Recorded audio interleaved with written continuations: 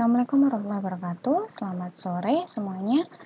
Jadi di sini Ibu akan menjelaskan tentang present value, di mana present value ini adalah materi di minggu ketiga dan lanjutan dari future value. Oke, kita lanjutkan. Kita akan berkenalan dengan present value, di mana present value di sini pengertiannya adalah menghitung nilai uang sepanjang horizon perencanaan pada persamaan waktu saat ini. Ya, jadi dari sesuai dengan katanya di sini present itu adalah sekarang ya. Jadi yang sekarang kita akan menilai uang yang ada sekarang atau value yang ada sekarang. Bisa kalian lihat pada gambar di sini apabila ada di tahun ke-6, kita akan menghitung sampai tahun ke-6, maka dia akan bisa kita hitung starting point-nya, atau misalnya yang diketahui adalah nilai future value, maka kita akan bisa mengetahui nilai present value-nya ya, berdasarkan dengan komponen-komponen yang memang harus dipunyai untuk present value. Manfaatnya, jadi yang pertama, dengan belajar present value ini kita bisa melakukan starting point, yaitu starting point-nya itu sama untuk alternatif investasi yang berbeda horizonnya. Jadi kita bisa melakukan starting point yang kiranya itu di mana nanti kayak seperti tadi di gambarnya ada 6 ya, ada 6 tahun. Jadi kita bisa memulainya dari starting point ke 0. Lalu yang kedua, relatif lebih banyak digunakan dibanding dengan perhitungan yang lain, misalnya perhitungan future value atau perhitungan yang lainnya. Jadi di sini ada kesimpulan juga bahwa perencanaan merupakan suatu yang absurd ya, tapi dengan melakukan perhitungan yang ada di present value kita bisa melakukan sesuatu dengan pedoman tersebut ya. Jadi paling tidak kita ada pedoman untuk menghitung walaupun dia tidak bisa dihitung secara pasti. Oke, untuk formulasi kita bisa melihat di sini formulasinya adalah yang future value seperti yang kemarin sudah kita pelajari, yaitu F sama dengan P kali 1 plus I pangkat N, sedangkan di present value kita akan menambahkan 1 per ya, jadi P sama dengan F 1 per 1 plus I pangkat N. Oke, jadi di sini ada contoh, bila Ucup mendapatkan warisan 10 miliar 10 tahun yang akan datang, maka berapakah uang Ucup tersebut bila saat ini suku bunganya adalah 10%? Ya, bisa kita lihat di sini yang diketahui adalah, kita ketahui yang pertama adalah 10 miliar, di mana 10 miliar ini adalah nilai F, sedangkan 10 tahun adalah nilai N, dan 10% adalah nilai dari I atau bunganya. Jadi kita bisa masukkan langsung ke dalam rumus sehingga kita akan menemukan hasil 384.289,4 rupiah ya.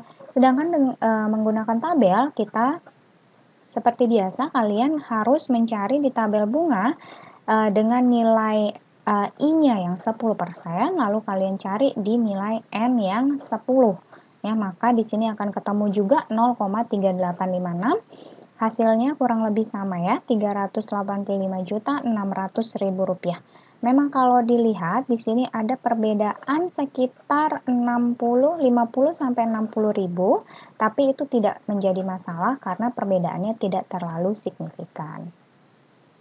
Oke, ini untuk latihan, nanti akan kita latihan di dalam kelas ya. Jadi di sini misalnya Yosep di PHK 5 tahun yang akan datang dan mendapat pesangon 100 juta. Maka berapakah nilai uang pesangon itu saat ini? Jadi nanti Ibu akan bagi di kelas kira-kira yang NIM 1 sampai 20 itu akan mendapat 5% ya, 21 sampai 10 10% bunganya dan seterusnya. Maksudnya di sini adalah Ibu akan bagi atau mahasiswa yang akan menampilkan pekerjaannya, dia akan apabila range NIM-nya di antara 1 sampai 20 akan mendapatkan atau mengerjakan yang interest-nya 5% dan seterusnya. Oke, untuk latihan nomor 2 juga, jika Sony melakukan investasi pembangunan ruko 100 juta dan tahun 1 sampai 5 memperoleh laba masing-masing 10 juta, tahun 6 sampai 8 laba masing-masing 15 juta, dan tahun 9 sampai 10 rugi masing-masing 2 juta. Apakah Sony untung atau rugi dalam usaha ini bila suku bunga yang berjalan 10%? Ya, jadi di sini latihan yang nomor 2 ini mungkin kalian bingung ya, karena tidak sama dengan cara yang sebelumnya atau contoh yang sebelumnya. Jadi di sini yang perlu kalian lihat atau yang perlu kalian analisis adalah yang pertama, kalian lihat dari ada labanya masing-masing 10 juta di tahun 1 sampai 5. 6 sampai 8 juga dia untung ya, atau labanya 15 juta, tahun 9 sampai 10 malah rugi. Ya, jadi di sini ada beberapa statement yang bisa kita dapatkan ya, atau beberapa data. Jadi yang tahun 1 sampai 5 itu untung 10 juta per tahunnya. Lalu tahun 6 sampai 8 itu dia untung juga 15 juta, dan tahun 9 sampai 10 rugi masing-masing 2 juta. Jadi yang diminta perhitungannya di sini adalah kira-kira apakah Sony ini untung atau rugi dalam usaha tersebut ya, atau usaha ini ya. Jadi memang ini tidak bisa kita prediksi ya, apakah usaha ini akan untung atau rugi. Tapi kira-kira dari perhitungan maupun perkiraan yang sudah ada di sini, kita bisa perkirakan apakah Sony ini kira-kira untung atau tidak ya. Jadi itu juga kegunaan dari present value, kita bisa melihat dari satu horizon yang sama atau satu titik yang sama ya. Oke, jadi di sini untuk jawabannya kalian bisa lihat ya. Jadi karena dia berbeda dengan yang lain ya, atau yang dengan contoh sebelumnya, kalian bisa lihat di sini kita akan menghitung P. P itu sama dengan minus 100 juta. Dari mana kita dapat 100 juta? 100 juta ini kita dapatkan dari ininya ya, tadi ya, kita dapat dari modal. Ya, kenapa di sini modalnya adalah minus? Karena kita dianggap modal ini adalah minjem ya, atau kita mengeluarkan uang dari sana ya. Sehingga itu yang akan kita hitung kira-kira kita balik atau enggak uang yang 100 juta tadi ya. Lalu minus 100 juta kita tambahkan dengan 10 juta. Dari mana dapat 10 juta? 10 juta ini adalah nilai future ya, nilai future yang didapatkan dari keuntungan di tahun pertama. Ya, keuntungan di tahun pertama di sini kalian bisa lihat ada 10 juta. Lalu di sini kita kalikan dengan tabel yang pertama.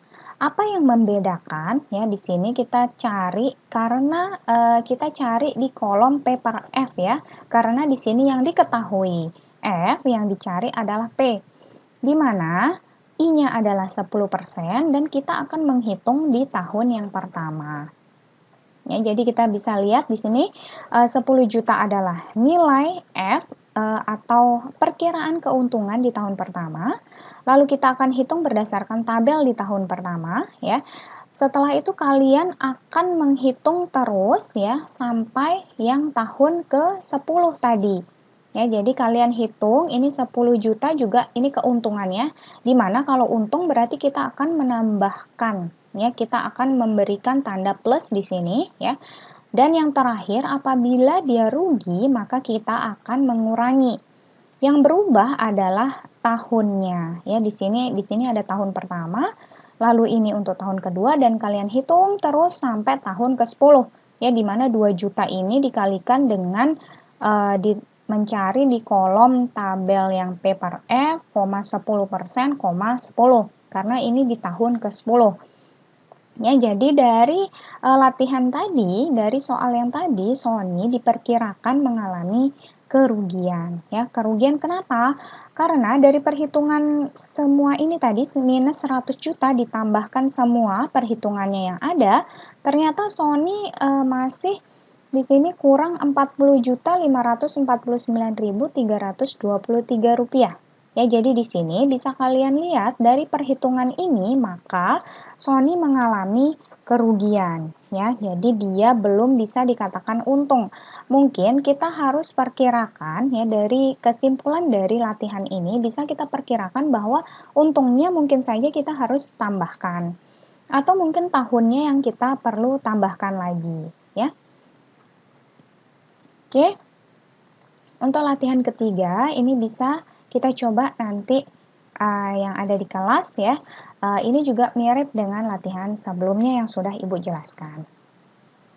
Oke, ini penjelasan tentang interpolasi. Interpolasi ini sudah kita dapatkan atau Ibu juga sudah menjelaskan pada pertemuan sebelumnya ya. Jadi ini digunakan untuk mencari nilai tengah yang tidak diketahui, terutama nilai tabel yang tidak ditampilkan. Contohnya misalnya di sini 5,25% ya. Kalau yang kemarin mungkin tidak ada rumusnya. Di sini sudah ada diberikan rumus ya. Kalian bisa lihat di sini kita perkirakan saja misalnya ada garis di sini ya, ada garis di sini, ada A, B, dan C, lalu di sebelahnya ada G, H, dan I. Kita bisa simbolkan dia dengan ini dan kita bisa masukkan ke dalam rumus. Ya, contoh misalnya di sini kita mempunyai ada 0, 10, 20 ya. Oke. Ada 0, 10, 20, lalu ada 6 yang dicari adalah X, di sini 2. Ya, jadi kita tinggal memasukkan di sini kurang lebih mirip dengan yang kemarin ya. 20 dikurangi dengan 10, lalu 20 dikurangi dengan batas bawah atau 0, lalu 6 dikurangi X dan 6 dikurangi 2. Maka di sini kita bisa mendapatkan perhitungan ya. 20 kurangi 10, 10, 20 kurangi 0, 20, lalu 6 minus X plus 4. Nah, jadi kita lakukan kali silang seperti yang kalian sudah ketahui ya, atau kalian sudah pelajari selama duduk di bangku SMA dulu mungkin. Nah, jadi kita bisa menemukan di sini X sama dengan 4. Ya, jadi begitulah cara untuk interpolasi. Ya, jadi di sini hasilnya X-nya adalah 4. Oke, latihan yang nomor 4 di sini, Eko memberi hutang pada Budi tahun 2005 sebesar 2 juta, tahun 2009 sebesar 5 juta, dan tahun 2012 sebesar 7 juta. Maka berapa banyak hutang Budi apabila dihitung pada tahun 2009 dengan bunga 15%? Nah, di sini kalian bisa lihat bahwa kita harus menentukan dulu di mana kita akan menghitung. Ya, jadi di sini pertanyaannya adalah berapa banyak hutang budi apabila dihitung pada tahun 2009 dengan bunga 15%. Maka kita bisa lakukan bahwa di tahun 2009 itu adalah fokus tahunnya ya. Tahun 2009 yang kita hitung adalah hutang budi ya. Jadi Eko sebenarnya dia memberi hutang budi pada tahun 2005 sebesar 2 juta ya. Jadi 2005 kita akan hitung ke 2009 dan 2009 yang tadi 2012 ternyata Budi juga hutang ya sebesar 7 juta. Maka kita akan kembali ke tahun 2009 ya dengan bunga 15%. Oke, jadi di sini kita bisa lihat bahwa perhitungannya akan kita lakukan. Yang pertama adalah karena kita menghitung yang F ya, yang F di sini. Kenapa kita menghitung F? Karena yang kita ketahui adalah nilai present.